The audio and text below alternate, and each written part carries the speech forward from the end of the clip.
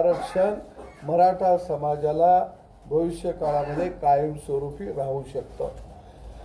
दुसऱ्या बाजूला जे काही आज गदारोळ चाललेला आहे, कुणीही उठावं, आंदोलन करावं, मग ओबीसीच्या नेत्यांनी म्हणायचं ओबीसीच्या आरक्षणाला धक्का लागू देणार नाही, मराठा आरक्षणावर उठावं आणि मग आम्हाला ओबीसीतच आरक्षण पाहिजे। कारण असं कोणतंही सरकार आलं तर कुणाच्याही आरक्षणमध्ये कुणालाही आरक्षण देण्याचा अधिकार कोणत्याही सरकारला नाही। मी जबाबदारीनं बोलतो। उद्या दुसरा कोणतरी उठेल आणि म्हणाल मला एसटी मध्ये जायचं, एसटी मध्ये जायचं, चला आम्हाला ते दिलंच पाहिजे, ही काय परड्यातली भाजी आहे का? परंतु या महाराष्ट्रामध्ये आरक्षणाच्या नावानं राजकारण केलं जातं, राजकारणाची पोळी भाजता येते का, हे सगळं चाललेलं आहे। आणि जातीचा एखादा इशू घेतला की नेता होतं येतं, परंतु खऱ्या अर्थानं समाजाचे प्रश्न घेऊन समाजाला पुढे घेऊन जायचं असेल तर त्याची दीर्घकालीन लढाई लढावी लागते। आणि म्हणून या महाराष्ट्रातल्या जनतेनं हे डाव आता सगळे ओळखले पाहिजे ते। कारण मी अनेक वेळा सांगितलं, जर लोकसभेच्या निवडणुकीमध्ये आरक्षणाच्या मुद्द्यावरती महाविकास आघाडीला मतदान झालं, सांगितलं गेलं की भारतीय जनता पक्ष आणि त्यांचे सहकारी पक्ष हे आरक्षणाला मराठ्याचा विरोध करत आहेत, त्यांचे खासदार पाडा।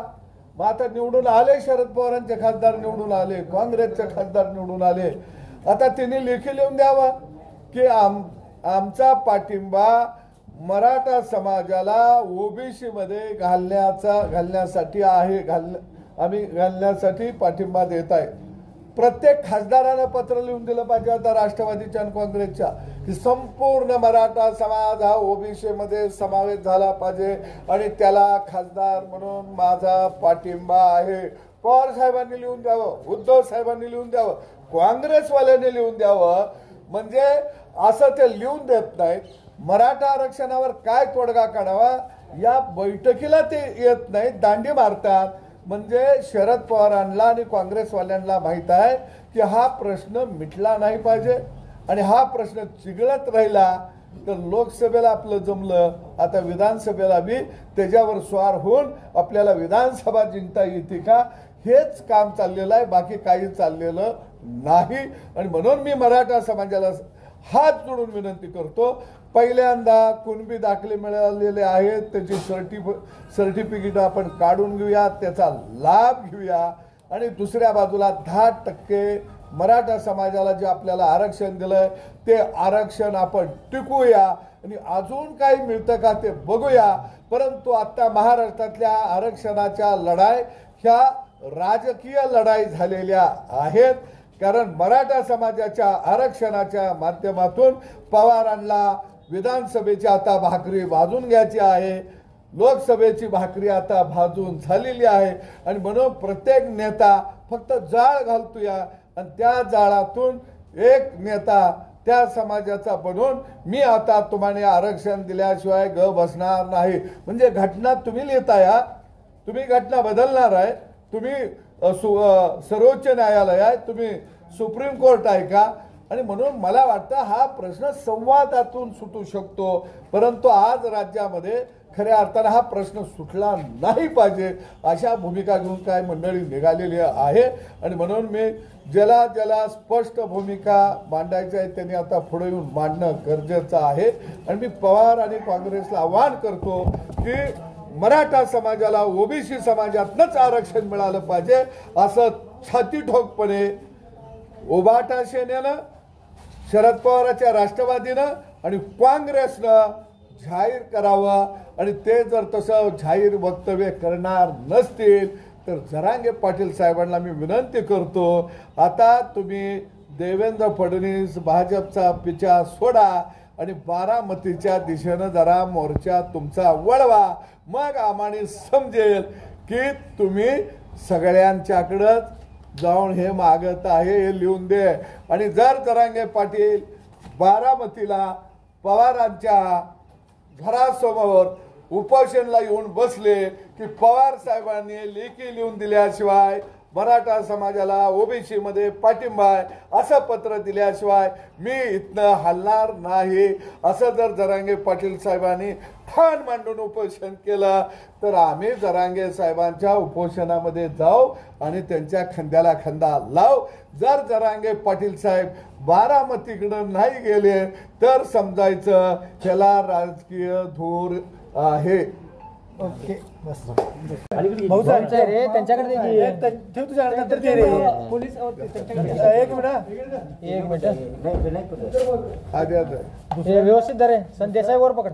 विधानसभेची उमेदवारी आपल्याला मिळालेली आहे काय वाटतंय? बस आता काय करू बोल ना 50 वेळा सांगितलं. मी सर्वप्रथम भारतीय जनता पक्ष आणि आमचे सर्व वरिष्ठ नेते आणि राज्याचे आमचे लोक नेते आदरणीय देवेंद्रजी फडणवीस यांनी घटक पक्षांना सुरुवातीपासूनच सन्मान दिलेला आहे आणि यावेळी सुद्धा रयत क्रांती संघटनेला विधान परिषदेची एक जागा देऊन खऱ्या अर्थानं राज्यातल्या शेतकऱ्यांचा शेतमजुरांचा 12 बलुतेदाराचा आणि गावगाड्याचा या ठिकाणी सन्मान केलेला आहे.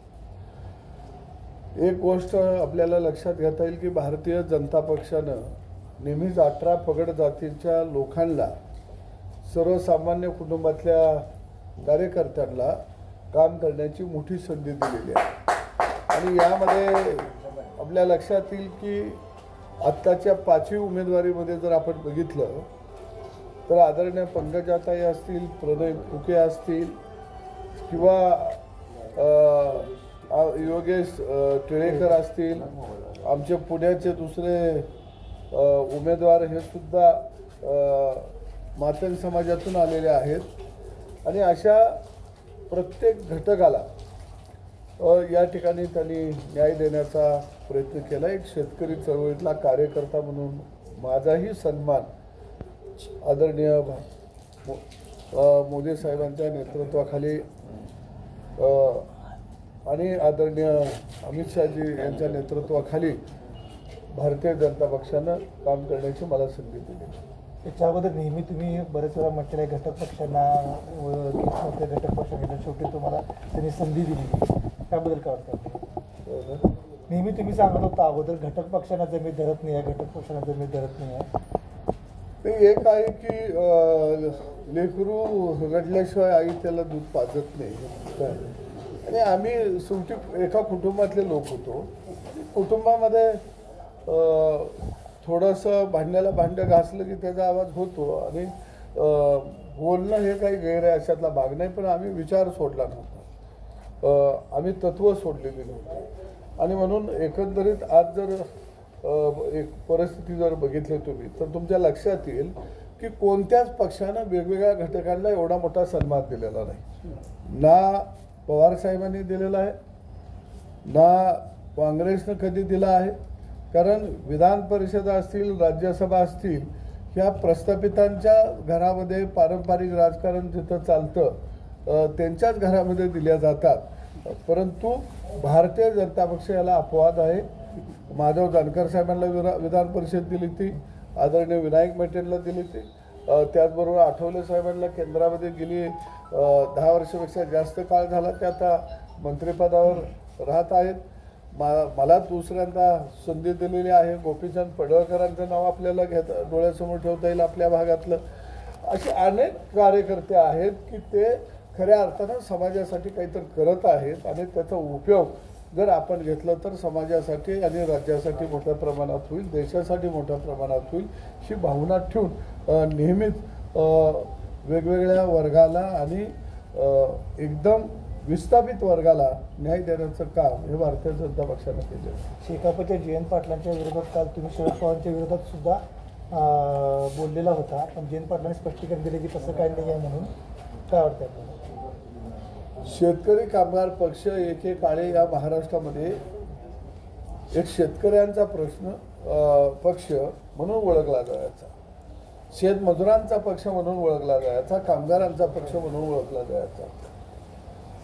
परंतु आपल्या लक्षात येईल की शेका पक्ष फोडण्याचं पाप ह्या पवार साहेबांनीच केलेलं होतं एका बाजूला जयंत पाटील साहेब यांच्याविषयी माझ्या मनामध्ये निश्चितपणानं शेका पक्षाचे आदर आहे, कारण ते चळवळीतनं आलेला एक कार्यकर्ता आहे, शेतकऱ्यांचा नेता म्हणून ओळखलं जातं, त्यांना ओळखलं जातं. अनेक वर्ष त्यांनी सभागृहामध्ये काम केलेलं होतं. तुम्ही भाजप शिवसेनेचं आलेलं सरकार तुम्ही कपट कारस्थान करून शकुनी मामानं जसं सतरंजीवरती डाव टाकावेत आणि पांडवांचं राज्य उद्ध्वस्त करावं, त्या पद्धतीनं भाजप शिवसेनेच्या सरकारच्या विरोधामध्ये शरद पवार हे शकुनी मामा बनून त्यांनी डाव टाकला आणि तुम्ही उद्धव ठाकरे साहेबांना बाजूला केलं आणि राज्यामध्ये सरकार आणलं. तुमचे 50-55 खासदार आमदार असताना तुम्ही सत्तेमध्ये आला, दुसऱ्यांचे 40-42 त्यांना घेतलं तुम्ही आणि शिवसेनेला बरोबर घेतलं आणि राज्यामध्ये सरकार स्थापन केलं. तिथं एक माणूस तुम्हाला का निवडून आला नाही? म्हणजे खऱ्या अर्थानं शरद पवारांनी राहायला सोयला शेका पक्षसुद्धा संपवण्याचं काम केलं. एक चांगली गोष्ट झाली की सुरुवात शेका पक्ष संपवायचाही त्यांनीच केली आणि शेवटसुद्धा त्यांनीच केला. आणि म्हणून जयंत पाटील हे सरळ मार्गी व्यक्तिमत्व आहे. ते विचारक 10-12 तर मतं दिली, ती कशाला त्या पवारच्या विरोधामध्ये बोलायचं. पण त्या जयंत पाटील साहेबांना माहीत नव्हतं की लबाडाचं अवतान जेवल्याशिवाय खरं नसतं, कारण शरद पवार हे कधीच अवतान जेवायसाठी देत नसतात, तर त्याच्याजवळ काही शिल्लक आहे का ते घेण्यासाठी देत असतात. सध्या राज्यात सगळ्यात मोठा प्रश्न निर्माण झाला आहे तो आरक्षणाचा. जरंगे पाटलांनी सुद्धा 20 तारखेचा अल्टिमेटम दिलेला आहे. त्याचबरोबर हक्केंनी सुद्धा सांगितलेलं आहे की जरंगे पाटलांनी जर आंदोलन केलं तर आम्ही सुद्धा मुंबईत आंदोलन करू. नेमकं या सगळ्या प्रश्नावर आपल्याला काय वाटतंय? या प्रश्नावरची माझी भूमिका आरक्षणाच्या बाबतीमध्ये मी स्पष्ट वेळोवेळी मांडलेली आहे आणि त्या भूमिकेवरती मी ठाम आहे. मी आपल्या माध्यमातून राज्यातल्या जनतेला सांगू इच्छितो की ना ओबीसीचं आरक्षण कोणाला जाणार आहे. मराठा समाजाला जे 10% आरक्षण सरकारनं दिलेलं आहे ते आरक्षण सरकारनं टिकवावं आणि तेच आरक्षण